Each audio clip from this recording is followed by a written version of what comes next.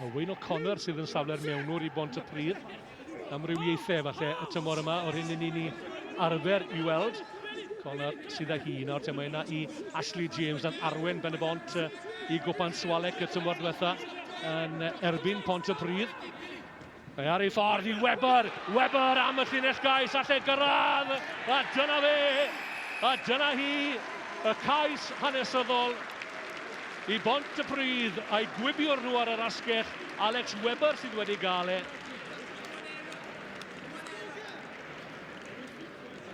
A pan fydd e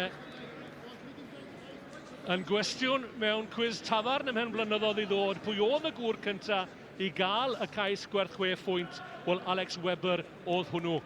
A dyna y sgôr hanesyddol i chi.